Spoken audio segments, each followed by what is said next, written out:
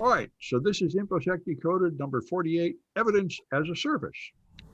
And we're beginning with Irvin with the Olympic broadcaster. Yeah, so the Olympics are happening if you didn't know. And the a Italian announcer didn't realize he was on the air when he was asking somebody nearby him for the password to the computer.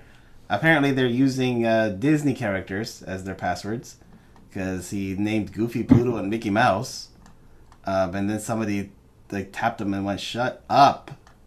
But now everybody knows. How nice. Yep. Well, yeah, but you'd have to have physical access to it anyway. His point is, why do they even have a password on this stupid thing? Which is kind of a point. I remember when I started with MS-DOS network, all the machines had the same login and password. There Or was you a know, login and password on your MS-DOS machine? yeah, right. I think there was, but it was always the same on everything, and everybody knew it. I You only thought 95 was the first to have that, and then you just put cancel to log in. Or oh, maybe, 95 and 98 did that. maybe there was no password. I remember when Windows 95 came out for a month, nobody could log in. So that must have been it. Something drastic changed with 95. I The think we had to type something on the MS-DOS to get it going. other than Win.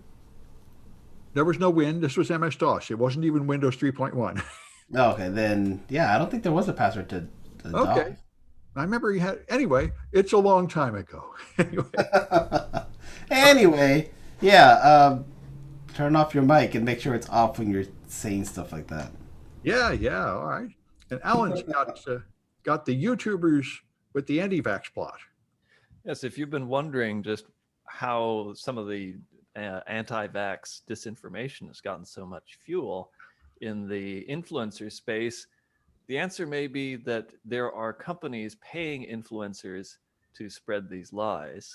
A couple of prominent YouTubers, one French, one German, have gone public in how they were contacted by a influencer marketing agency. I didn't know these things existed, but they do apparently.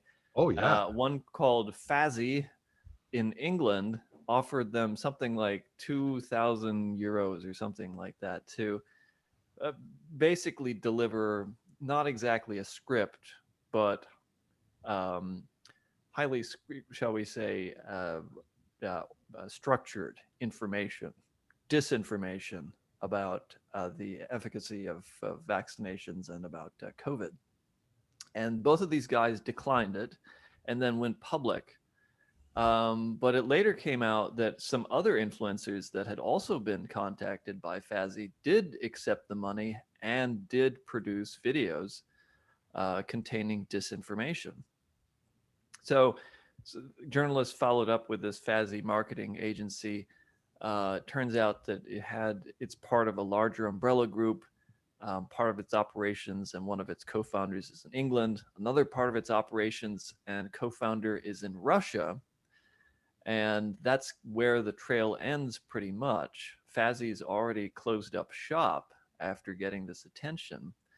But given recent global events and some of Russia's other known activities concerning anti vax and COVID disinformation, it sure looks like a Russian operation, a Russian government sponsored operation using Fazzy to try to spread disinformation on social media. Yeah, that would be my first guess. And I mean, I think one way to look at the current chaos in America is that we're under constant Russian attack and it's working. I mean, most of the Republican talking points come from Russian disinformation. And the lawmakers are even warned by the CIA and the FBI not to repeat this stuff, but they're doing it because it's popular, because the Russians know how to make stuff that sounds good, that people want to hear. Yeah, I mean, you have to give credit to the Russian intelligence and the administration of Vladimir Putin. They know what they're doing. They are really good at this. They're very smart, and they're certainly smarter than a lot of American politicians, which actually does not surprise me one bit. Yeah.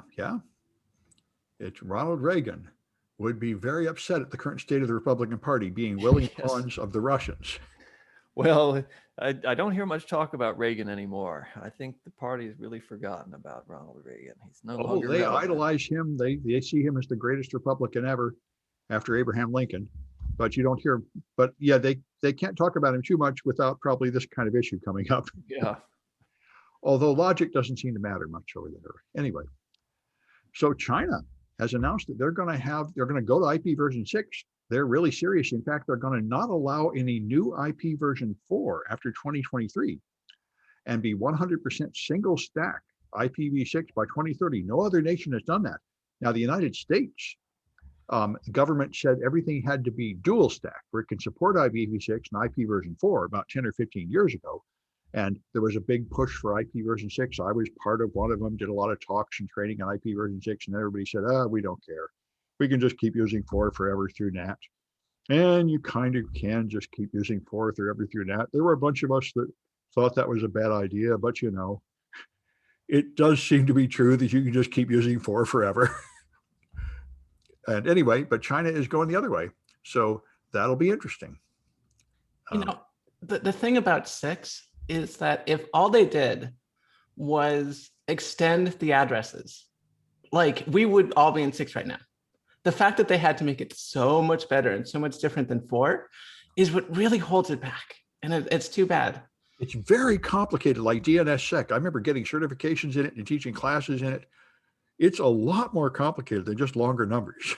Yeah, I mean, the whole idea, I mean, and the thing is, it's very mired in its time, much more than IPv4. Yeah. So IPv6, the idea was like every computer will have its own address on the internet. Right. And in the 90s or the early noughts, when they came up with that must have sounded awesome.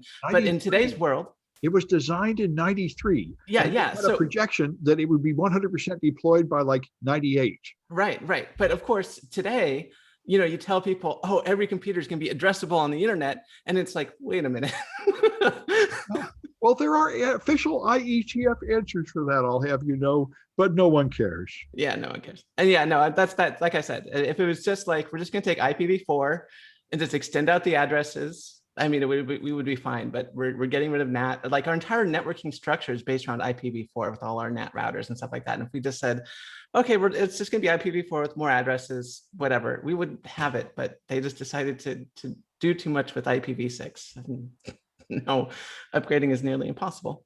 There are some other competitors. I briefly was pushing an idea from somebody for IPvX, a totally different system, I think 64 bits, that was like actually, the cool thing about it is it was backward compatible with v4, which is one of the obvious things. I mean, why didn't they make it backward compatible with v4? What's wrong exactly. with you? That's what I'm saying. Like if they just extended it out and ideally made it backwards compatible, yeah. I mean, we would have it, but they decided that they were going to make it so cool. And yeah. The same thing happened to Python. I mean, when you don't make things backward compatible, everybody hates you for a good reason, because they have all this stuff in the old system. What they should have done, instead of calling it like Python 3, they should have called it like Python Next or something like that. Because I mean, Python 3 made a bunch of great improvements, and it is better than 2. But yeah, people are still confused about like, why isn't my code running in 3 and not 2? And it would be better if if Python 2 could just live forever, and Python 3 was some new language, and it could both live forever, because Python 2 is so much nicer for many applications. Yeah. Oh, and then of course there's the worst offender of all is PowerShell. Oh, I haven't noticed. Does PowerShell keep changing everything? Mm-hmm. Yeah, a lot of old scripts like just will not run nowadays because this PowerShell is so much different, and they don't really document everything. There's no real. There's technically a version number with PowerShell, but no one pays attention to it. So you just write it for the most recent version, and then it works for a few years, and then you write it again. So yeah, that's pretty gruesome. Especially Microsoft is usually the king of backward compatibility.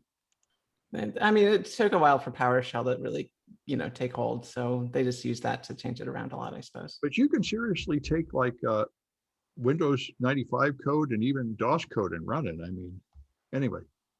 Yeah. All right. So Liz has got unemployment insurance. Yes. So this is pretty interesting. It's a really lengthy story, but it's a good read on the explosion of fraud against pandemic or against unemployment insurance during the pandemic, which I knew that it was up, but I didn't realize that it was quite so widespread as it was. And there were even a lot more attempts than there were successful incidents of fraud. But some of the stories in this article are pretty wild. And one of the ones that really got to me was that folks were able to essentially, identity theft has been commodified for a long time. We all know about that, but the usefulness of people's personal information really skyrocketed during the pandemic because bad folks were able to steal people's identity and then sometimes even redirect their existing unemployment payments. Like there was one guy in here who was getting unemployment in New York, and then his unemployment got stopped for like 8 months because they said that he was collecting in other states. Well, people had stolen his identity and were essentially using this guy's information to collect in like Texas or something. And so he went 8 months without any unemployment and just about got evicted, just about wrecked his life. He finally got it sorted out in the end with the help of someone from legal aid. But this happened to quite a few people, and it was surprising to me just the sheer volume of cases that there were. And one of the descriptions in this article was that it was the biggest internet crime in history because all 50 states were targeted. The federal pandemic unemployment assistance that was given out to like small businesses and employers, that was hit real hard. People just stole millions and millions of dollars. I mean, That was crazy. PPP, right? Yeah. Yeah, well, but PPP pretty much went to like the Trump family and stuff like that. Yeah. Well, and other people who just filed these totally bogus claims. Yeah. Which is unfortunate, because there were lots of people and businesses that really needed that money, but it went to fraudsters, much of it, and the government says, well, it could have been worse. We stopped a whole lot. A lot of it went to legitimate huge corporations that totally didn't need it, but they were technically eligible. Yeah, well, and the same with schools. I thought it was pretty crazy when they were giving away millions of dollars to schools that were not in any way hurting for cash, but there you have it. So I think some of the huge ones like Harvard and Stanford actually gave it back because they didn't need the bad press. Well, Stanford gave it back. Harvard was shamed into it. But but other ones kept it. Like one of the ones I read through the list back when that came out, and one of the ones that astonished me was BYU. It was like somewhere north of like $60 million to a private wealthy institution. So that kind of blew my mind. But yeah, this is a good read. This article, it's in ProPublica, and it was a pretty interesting in-depth look into the systematic ways that people were using and abusing the system, and then kind of sharing and selling their techniques to do so. Yeah, I saw a number I saw before that 10% of the money in California went to fraud, and it looks like other states are 10 or 15 or 17%. Correct. Yeah. And then, to be fair, at that level, it might be better to just accept the fraud than pay what it would cost to increase enforcement. But, the problem is if you don't punish the fraud, it just grows and grows. Right. And part of the problem too is, and it was outlined in this article and we already knew, is that a lot of these systems are really brittle, old, broken, and don't have the proper, they're just not built to handle the amount of users that they have and the amount of people that need to get help. Yeah, that was a huge issue. That's why I started teaching COBOL. They said the computers can't process all the payments. Correct. Yeah. And that's still the same in many states. So, I think what we have to look at here is how can we improve these systems and make sure that we're getting money to the people that need it in a timely fashion, but also reducing the amount of fraud. To build a more efficient socialist infrastructure. Well, yes and no. One thing about this is a lot of these people, this is their money. They've been paying this for years, or they've been paying into the unemployment system for years or decades. So, yeah, some people call it socialism. Other people are like, well, that's your money that you paid in. So, Well, yeah, okay. Well, anyway, uh, I think what's going to happen is they're not going to do any more of this COVID relief money. And I highly doubt that Biden's multi-trillion-dollar things are going to pass. So I think the demand for this kind of stuff is going to go back down. But I guess we'll see. yeah, yep. Anyway, Kaitlyn, this one is amazing. You can't buy Alienware in California? Yeah, well, at least certain Alienware. Talk about socialism. I mean, this is almost like going to your house and taking away your Bible and stuff. I mean, what the hell? Yeah, no, first they came for our computers, then they're going to come for our guns. They are. So the FPS review has an article by Sing Mui, who talking about how if you live in California or Colorado and there are energy consumption regulations, you cannot buy certain Alienware Dell desktop computers. But anymore. You can buy a Bitcoin miner. But well, maybe. I don't know. I mean, the thing is also Dell is a big enough corporation that they're going to face legislation, whereas if you go to some third party shack, maybe they can avoid regulation. But there's going to be an underground market of smuggling Dells in. Yeah. Underground market for Dells. So the idea is that of course that these gaming computers have a bunch of GPUs and some high-end CPUs, and they take up so much power, more than usually like 500 watts or something, and so that it is regulated, and they say they can't sell these because they're not power efficient. So of course the solution, and actually this isn't a bad problem to have, is to of course build your own computer, which I highly recommend. Isn't that illegal too if it uses up too much power? I'm not a lawyer. I can't say. Oh, it's like that. So now there's this big issue, and of course, and so Sam, you pointed out that now there are servers coming out by Dell using ARM CPUs that will deliver 57% more performance per watts. That's what it says for years. Yeah. Yes. So it says Nitin Rao, James Allworth, and Sung Park over at Cloudflare blog. And the idea, of course, is that your servers are going to be taking up a lot more power than some gaming computer. And if we can reduce the carbon footprint of our servers, that would be great, especially because it really doesn't matter what architecture a server is, since pretty much all the server operating systems can run on anything. So. And by the way, I think your sleazy proposal might actually be legal because it looks like the law applies to selling it and shipping it. So building your own might be a workaround. Yeah, absolutely. And I do recommend people all build their own computers, at least at some point in their lives, because it's a good experience to have. It's character building, especially when you put lots of rainbow lights in there. But I don't think that many power gamers are trying to improve their character in this fashion. Anyway, I wouldn't pass them. If improving their character gives them a +1 dexterity in one of their games, I'm pretty sure they would do it. Well, it's definitely a good answer. I'm amazed this happens. I would think that they would demand that you block this. I wonder if they can sue against this law or something. Anyway. I'm just wondering, because sure, that these computers are not power efficient. Although that's under peak loads. Under normal loads, I'm sure they're fine.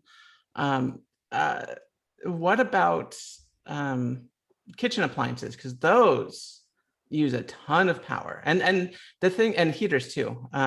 So the thing about heaters that's really funny is that they are all 100% efficient. They're the only 100% efficient appliance in your house. I used to think so, but some of the energy actually goes to degrading the metal and making it brittle. But right. But it's over 98% efficient. Yes, and but of course it uses like 1800 watts of efficiency. Well, this is because the goal is waste, Yes. So the goal is to produce heat. Yeah. So most of the wasted energy goes into heat anyway. So it's very efficient, but efficiency does not mean it doesn't use a ton of power. So. Well, from a standpoint of cleaning up the planet, they're right, because computing is a large contributor, like 10 or 15% of home use. So they're kind of right that the way we have requirements for cars to not put out so much exhaust, we kind of need to regulate computers so they don't waste so much power. They're kind of right about that. I mean, yeah, but you would think it would just be just Energy Star compliance, and where if you're not playing a game, the computer goes into low power mode, you're running on LCD monitors, you're not stressing out the CPU or the GPU, everything's underclocked. And it's only when you're gaming that you get those high spikes of power usage. And I can't imagine many people game for more than like an hour or two a day. I mean, I'm sure there are those super gamers who are out there playing Call of Duty for like 8 hours a day or whatever, but that's so rare. I don't think it's worth legislating. Well, I think this is going to bring the nerds out like taking away the guns from Republicans will. I mean, this is the thing. But no. Like I said, I don't think this is going to upset the nerds as much as you think, because all it means now is you build your own. And I don't know of any serious gamer that doesn't build their own computer. Well, maybe you're right. That would be good then. Then there's an educational value. All right. And so Irvin's got Blaze. So what's this Blaze thing? It is a way to share files by basically using torrents. As long as you are the host of a file, it'll be there, and then when you're no longer on that network, it's gone. So it's different. There was one we looked at before where you would send the file up and it would then be really like the torrents. It would bounce around through the browser and you would have no control. Once it's out there, it doesn't need your original anymore. Here, you still have control. That would be the primary difference between the two. And I guess what's the difference between just having your own website, which amounts to the same thing? It's just cheaper or what? It's cheaper because you're not paying for the infrastructure. You're just going on the browsers and sharing whatever you want with whoever can see that room that you're sharing. Isn't Dropbox already the same thing? This is agentless. Oh, okay. All right. But you can access Dropbox through the browser. Yes. It's just another way of doing the same. Okay, fair enough. Another file sharing. Yep. I remember when I started teaching blockchain, and blockchain is just another way to share a file too, really. Mm-hmm. All right. So is it popular? Is it got some huge advantage that's making people jump on it? I don't necessarily see something that's amazing other than it being agentless and can work on any browser. Can you share big files? No size limit, I guess. Supposedly you can, as long as you, the host, has that share going, you can share big files. Well, that would make it popular. Now, can you share illegal content and not get caught? That would make it popular. That's the good question that everyone needs to find out. Well, I don't think they want to find out. I think they want to get some promises, which will turn out to be bogus. That was a story I didn't see in my links, but it's where they turned out that a whole bunch of VPN got busted and they were totally had all the data in the clear. They've just been lying to everybody. Yeah. And all the encryption keys in the clear and everything. That's mm-hmm. Yeah, well. All right. And Alan's got one of the hot ones I named the episode after, where the cops are modifying ShotSpotter data.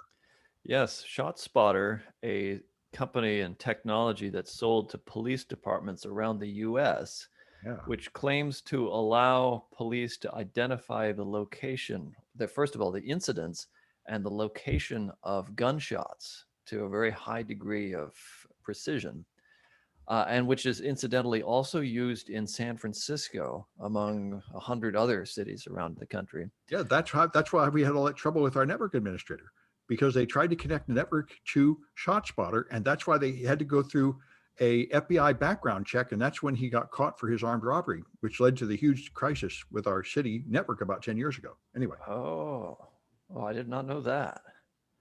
Huh. If you connect the network to the police network, everybody involved has to go through a background check. Oh, I see. Well, so the ShotSpotter is responsible for all kinds of troubles, not just the San Francisco network admin. Mm-hmm. There's been a lot of controversy about this technology, mostly in the way it's used. But now there are serious questions about the interpretation of the data itself and the role of the company in participating in prosecutions. There's an article here in Vice Motherboard about an incident in Chicago, a murder, in which a man was shot in the head, and another man drove him to the hospital in his car. And the man who took the man who took the victim to the hospital was subsequently charged with the murder on the strength of shot spotter evidence. And apparently the shot spotter evidence was modified at the request of Chicago police and the district attorney. As a matter of fact, there had been possibly a shot spotter detection of gunfire, but it was a mile away from the alleged location of the shooting. And it's also quite possible that ShotSpotter picked up not gunfire, but just fireworks. And there were a lot of fireworks being set off around that time in 2000. This happened in 2020, rather. This happened in the summer of last year. Yeah. So after the public defender for this possibly good Samaritan who dropped off the victim pointed this out, the prosecution dropped that part of the evidence. They rather than having that come under scrutiny by the judge, they simply dropped it altogether. And as it turns out, this is not the first time that such maneuvers have come to light in legal proceedings. In multiple cases, it turns out ShotSpotter has been explicitly requested by police to modify or reinterpret data and evidence that they have through the ShotSpotter system. Things like reinterpreting sounds as gunfire that weren't initially classified as gunfire, or adding additional shots that previously had not been identified in the recordings, and then testifying to this effect. Yeah. So it's not just the fact that prosecutors are asking ShotSpotter to change their evidence, but it also has to do with the classification of the so-called gunshots in the first place.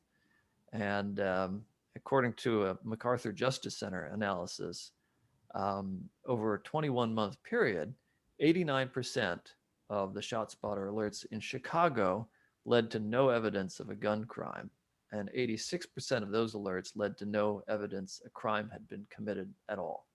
So once again, it's one of these technologies that's touted as a solution to crime, and it may not be very effective at that at all. And it may also be highly, shall we say, persuadable by police and prosecutions, so that the evidence can be shaped to fit a narrative and to win a conviction that may be entirely unjust.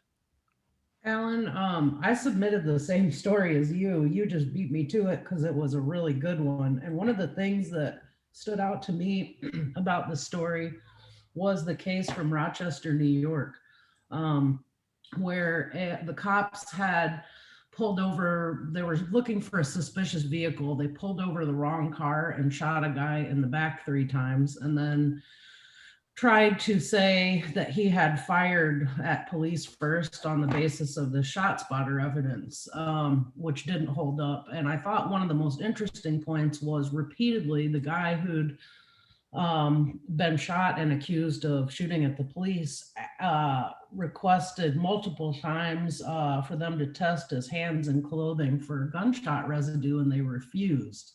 And to me, that really stood out as one of the ways that, and I've seen this again and again, one of the ways that evidence collection can really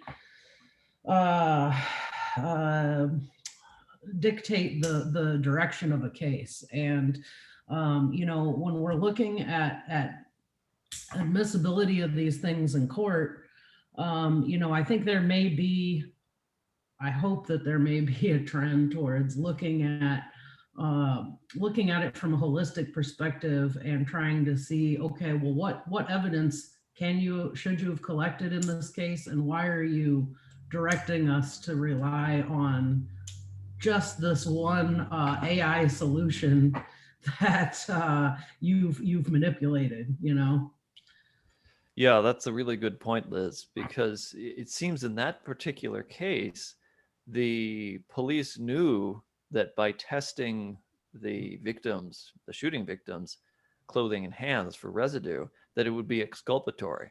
And so they made a decision to not test in the first place so as to constrain the body of evidence. And as you said, to then essentially cherry pick the ShotSpotter evidence, and then to ask ShotSpotter, they actually asked ShotSpotter to reclassify sounds in the recording to then strengthen the case against this man who was shot 3 times by police. Yeah, didn't they ask them to reclassify like helicopter noises or something as gunshots? Right, yeah. And so it's not really AI at all. It always comes back to human interpretation. And I don't know what their internal processes are, of course, but in this article, the ShotSpotter's expert witness, a man by the name of Paul Green, an employee of the company, testified that that he was able to, quote, find a 5th shot, another shot in the recording. So that really undermines the whole argument of ShotSpotter, in that it's a AI-powered, completely impartial, entirely objective technology that can be trusted by everyone. Right, and where's the line seems awfully blurry between human assist, like maybe the AI hasn't been trained well enough to differentiate these sounds to know whether they're shots or not, versus evidence tampering. Yes, right. Yeah. So I have to wonder if any of the so-called evidence being generated by ShotSpotter is trustworthy, reliable. It might be all humans. Apparently manipulated by humans. This reminds me of the first generation of voting machines where nobody knew how to get the votes off them. So they would just take them to a warehouse, and the manufacturer of the voting machine would just work on them secretly for a week and then tell you what the total was. And, you know, when you have a new technology and they don't think about an audit trail, then you end up just trusting somebody to tell you. Good thing we have cyber ninjas here to make sure all the voting machines. The routers, in the routers. But you know, this goes all the way back. There, when I taught forensics, there was a case like 15 years ago in Pennsylvania where a chemist had just been falsifying evidence for like 15 or 20 years, framing whoever the cops wanted him to frame, and they loved him. And it wasn't until they had like a junior technician who actually had real training get in the lab and say, wait a minute, he's not even using the right chemicals. He's not even doing the right tests. He didn't prove that. He just wrote on the form, he proved that this blood matched that blood. He didn't even know how to do the test. And this went on for decades. It's a lot of that's happened. So a lot of scientific based forensics is pretty fraudulent. And there's a lot of innocent people in jail. Anyway, all right. And I've got the PSI student who hacked Shopify in a very simple way. Some third party put out an app that uses Shopify, and they just left the API key in the app. So he found the API key, and I did this with last time I taught mobile forensics. We found a bunch of API keys, and then I wasn't sure how to test them to see how much it mattered. But he went and tested and found out he had total control over the code base at Shopify, and he could put malware in the code base and everything. So he told them, and that didn't happen. And so they paid him 50 grand. So that's pretty cool. That's a really common bug. Like, you know, people leave passwords just blowing around in mobile apps, and they leave API keys in there too. Anyway, and then Liz has got the Freedom Phone. Yes, so there is a new telecommunications device being marketed to folks in our country. You can buy yourself a $500 Android. 5,000? 500. 500, okay. Which it may as well be, because it's like $100 phone. And really the problems that you're going to incur by using this thing are probably going to end up costing you a lot more than $500. But you can go buy yourself the Freedom Phone if you want to make sure that you've got an uncensorable tech platform for you and to communicate with your hardcore right-wing friends. It's a phone that's made for conservatives by conservatives in the People's Republic of China. And it was Does this mean nobody can take an app out of the store? Is that what it means? well, the hilarious thing about this is that they claim that there's like there's an uncensorable app store, but all it is a client that connects to the Google Play Store. So Parler, if Google takes Parler off, it's off the Freedom Phone too. I would think so. I would think that would be how that works. So, you know, it's not like. But it's free. It gives you the freedom. But I mean, you could totally have another repository. You can have third-party repositories for apps in Google. Right. All of the people that said that it was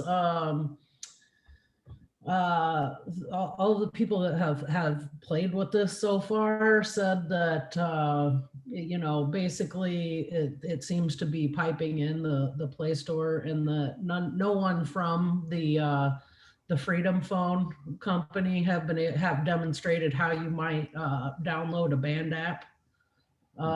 So we'll see. I mean, I'm interested. I'm interested. I'm very interested in this. Not interested enough to send them $500 to buy one, but it comes with like Parler installed already, and also Newsmax and OANN and all that crap, so that you can get your confirmation bias right away.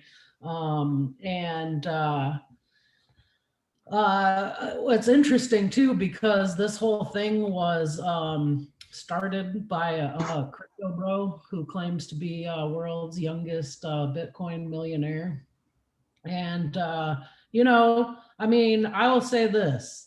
It's not a dumb idea, because I'm sure that he will make lots of money off of really stupid people who buy this device. Yeah. Because a fool and their money are soon parted. And I mean, it's harder to think of a better target market for a scam like this. Yeah, there's so many scammers scamming the MAGA people, primarily Trump, but a whole bunch of other people also scamming them. Yeah, apparently they they have been slowly losing pay gates. They at first started out with Apple Pay, Google Pay, Venmo, PayPal, Discover, and a bunch of other payment options, but now they're down to either Amazon Pay or Shopify. Wait, they put Apple Pay on the phone, on an Android? Well, no, their website to order these things. But, okay, so because they're a scam, all the payment people have banned them. Correct. Pretty soon you have to buy it in Bitcoin. Yeah, that didn't take very long. Yeah. So what I'm hearing is we need to make a freedom payment system. That's called Bitcoin. That's Bitcoin, I think. But not saying it's Bitcoin. It's Freedom Coin. Well, you can totally make a cryptocurrency. They should have a mega cryptocurrency. Yeah. I was gonna say a great name for a cryptocurrency would be a conservacoin. Yeah, or don't they have a Trump coin or something by now? It seems like they would have to. Sure they do. One of the best things about this to me was that the guy who's the carney who is selling this, basically he goes, oh, we designed this between my design lab and our partner in Hong Kong to make a phone that is custom, but it's actually just a rebranded $120 Chinese Android that you can get off AliExpress. I think all those red MAGA hats are from China too. The amusing thing was, first time we went there, they were selling them outside Tiananmen Square and outside the Forbidden City. Yeah. Pretty awesome. Yeah. The whole thing is a scam from start to finish. Yeah, and I mean, it's definitely profitable. A fool and their money are soon parted. So. Yep. All right. And Kaitlyn has got more lying cops. Yes, and so this really tailgates off of Alan's ShotSpotter story. It's by TNW News. The article is called "Lying Corrupt Anti-American Cops Are Running Amok with AI." Pandora doesn't go back into the box, written by Tristan Green. And so it actually, this article does talk a little bit about ShotSpotter, but it also goes beyond that. So one of the things that cops can do nowadays is take a picture of you on their phone, and then that gets them an ID, which then goes to another application, which pulls up your entire history, like an entire profile. So it'll say like where you've worked, what if you've been arrested before, your military history, your health records, legal records, travel history, et cetera. And then all of a sudden, all this data is going to the cop's mind when they're deciding what to do with you. And normally this would require a warrant from a judge to go and grab that information, but now it's just all on their phone. And there's a lot of Fourth Amendment, I guess, questions about how this is being used, and how this is coloring how police are handling certain situations. So if you, for example, have a colored history, regardless of how good you've been in the past, several years or whatever, but if you had a colored history where you were in your youth, robbing banks and getting DUIs and stuff like that, and then suddenly a cop comes up to you, pulls up the phone, takes your picture, and then gets all this history about this person, has a history of, has a long arrest record and all this stuff. Suddenly they're not going to trust you, right? They're not going to treat you with the same respect than if they did the same thing and it came up as this person's a Harvard graduate who has no record of crime, and so and so this can definitely be abused by police, who then start acting as judge and jury on the spot, deciding whether or not you're guilty based on what they're getting based on the information they're getting from these apps. And the article comes up with a very good framework to understand where this is coming from, and it's called, the author describes it as ignorance-based capitalist apathy. So the idea is that the companies that are producing these AI software don't necessarily know what the AI software is going to be used for. They just know there's a lot of good money in it. So they send it out to the cops. They don't really think about the consequences, and they don't want to know about the consequences because they're just rolling in the money. Well, this is what NSO does, right? Yes, exactly. Yeah. I had a discussion with a former friend who worked at Palantir, who basically said exactly what you just said, Kaitlyn. He doesn't care. He just cares about the good money. Well, this is what all arms dealers say, right? I sell you a gun. I'm not asking any questions what you're going to do with it. In fact, I'd probably rather not know what you're going to do with it. Kaitlyn, one of the things that jumped out to me about this story was that, and that I hadn't thought about with this stuff, was that it includes your financial data. So it'd be pretty easy for a crooked cop to be like, oh, I see you've got money in the bank. Well, you're going to pay me everything that's in your account or you're going to jail. As usual, I must speak up from the fascist position. This could actually help a cop determine that somebody is dangerous, and you better be careful in dealing with them. Absolutely. I mean, that's the thing with all these technologies is that, in the right hands, this stuff could be really useful, right? Like being able to identify someone right away. And if you're a non-corrupt cop and you want to know their history, totally, this could be useful. The problem is that there are corrupt cops out there and there are bad apples. We can't weed them all out. And it's just going to get abused by the bad cops. And so how do you have, and there's also, of course, cops that, and we discussed this already in the podcast, who don't really understand how these technologies work. Right. And they're going to trust them too much, and et cetera, et cetera. So yeah. That's all the tubes, right? Wrong. Yeah. What? All the tubes, right? How all the tubes interconnect. Right, the tubes, yeah. No, this reminds me of the movie Sphere, where these people get awesome power, and they say, "Can you imagine what will happen if this power falls in the wrong hands?" And the psychologist and the group says, "We are the wrong hands. We're already handling it wrong." Entity. But very few people have enough insight to realize when they're doing wrong things. Yeah, I mean, when I do incident response at work, I'm often, very. It never even occurs to me to try to do anything other than, what is a virus on the system? Can I check it out? I don't care what you've been doing, whatever. But apparently there are people like that who would love to be able to just go through people's computers and like figure out what websites they've been going to. And it's like, I don't get it. I really don't. Well, also, you will find that by mistake. I mean, that's how the dean of the Harvard Divinity School got caught. He complained that his hard drive was full, so they came in and had to move all the porn to another drive. And then they like, hey, dude, why is this thing full of porn? Yeah, but the thing is like, even if I were in that case, I wouldn't care. I wouldn't tell anyone if I accidentally saw porn. I mean, it's just you just don't. Why? I don't know. They're just corrupt people out there, and not everyone's corrupt. I get this myself. I don't have any desire to go through people's personal stuff or review their web history or anything like that. But there are corrupt people out there, and I wish there was a way that we could,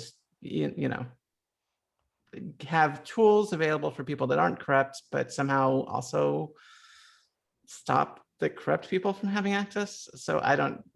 Well, this is why you need like regulation and oversight and auditing of privileged access and stuff like that. Good point. Which it doesn't happen very much, but it should. Anyway, all right, then Irvin's got the lawsuits for ransomware.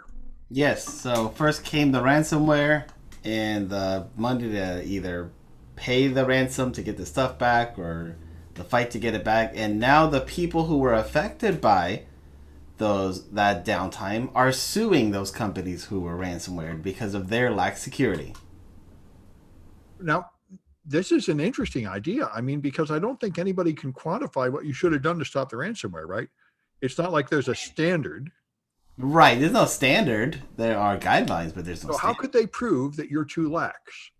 If there's like a standard, like compliance standard that you should have met. I mean, right. So that's going to be interesting. But yes, people are like the gas stations who were affected by the Colonial Pipeline. yeah. They're suing Colonial Pipeline for their downtime. Well, I mean, in general, you can accuse people of like gross negligence and say you failed to properly prevent this thing that you should have seen coming. But I think in the cyber world, it's going to be awful hard to prove that. Yeah, so that's their argument. That's what they're going to throw, and let's see if that gains any traction. Yeah, well, I'm glad to see it really in that regard. I mean, it may help move us towards standards, but the problem is I don't know what the standards should be. Right. Yeah. It's one of those things to watch. Oh, yeah. It unfolds. This is part of what moves us towards security metrics. Uh-huh. All right. And Alan's got the NSA.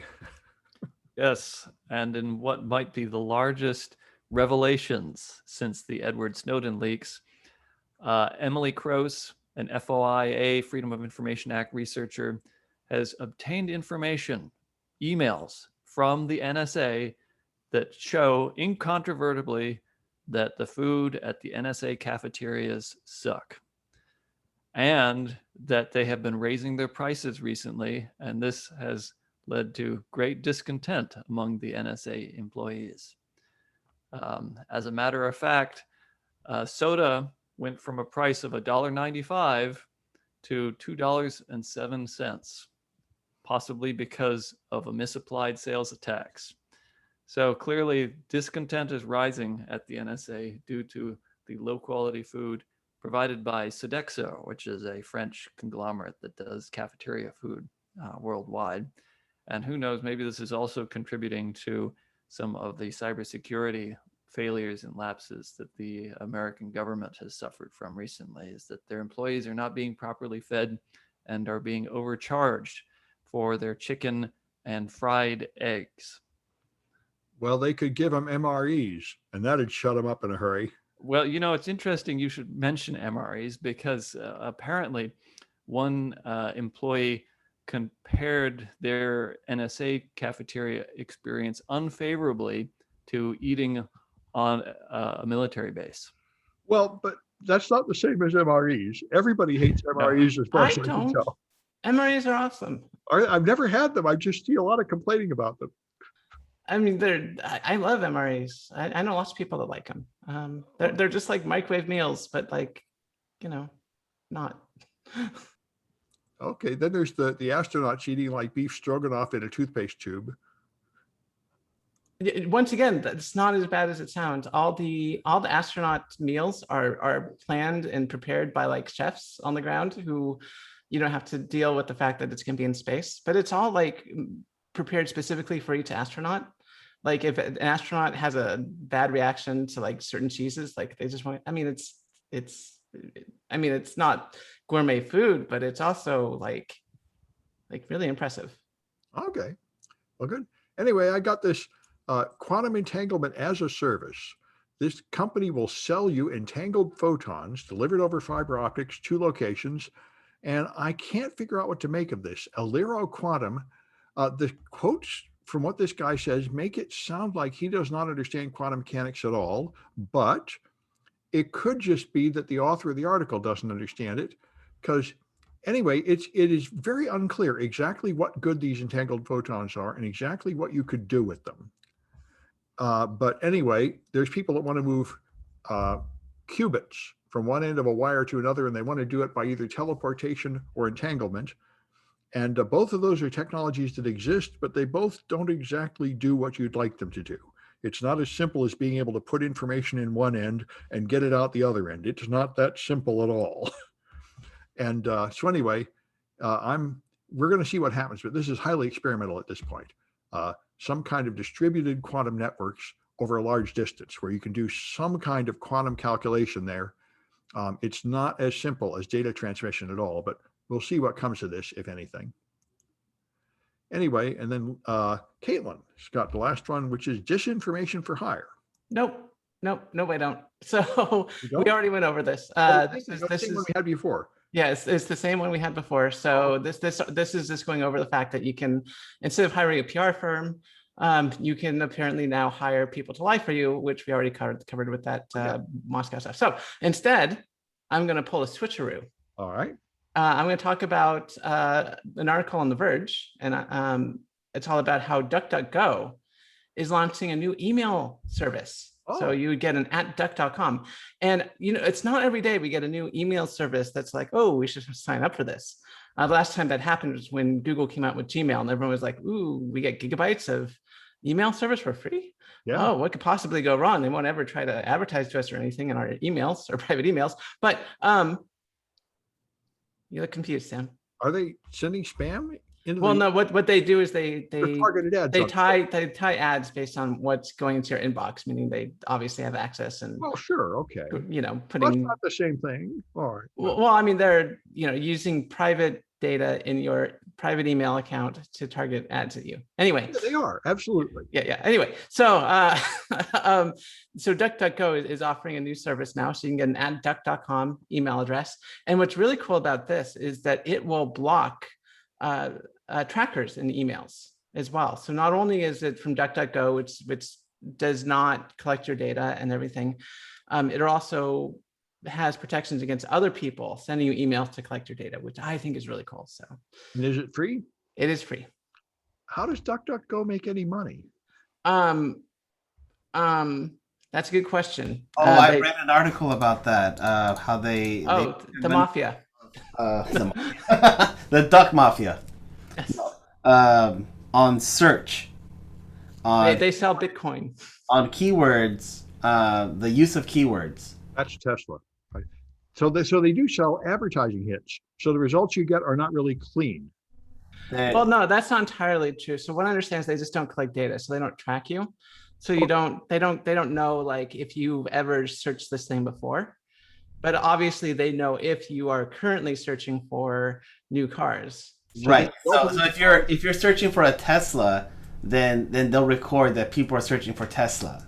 Well, no, what happens is when you search with Google, if you keep typing a search term, the hits on top are advertisers that paid to show that to you, not pages that are really best matched to your search term. Right. And DuckDuckGo just takes the keywords. Right. That's what they're selling, is the information on what keywords are getting searched, not who is searching for what. So they've just got the same business model as Google in the early days, before they expanded into third-party cookies and everything. Yeah. Sounds like it. I wouldn't know. But supposedly they do like privacy, so I'll trust them. Well, now why would they benefit from having email? How are they going to make money from the email? The only way I know to make money is to target ads based on reading your email. I mean, or else put ads on the email page. But they're not doing bad for what they've been up to. Their profits are in the green. Oh, well, that's very unusual. Okay. Well, anyway, I've never used them much. I just tried them once or twice and went back to Google, but I'm part of the problem. Anyway, all right. Well, that's it for this one, and we'll be back Friday morning.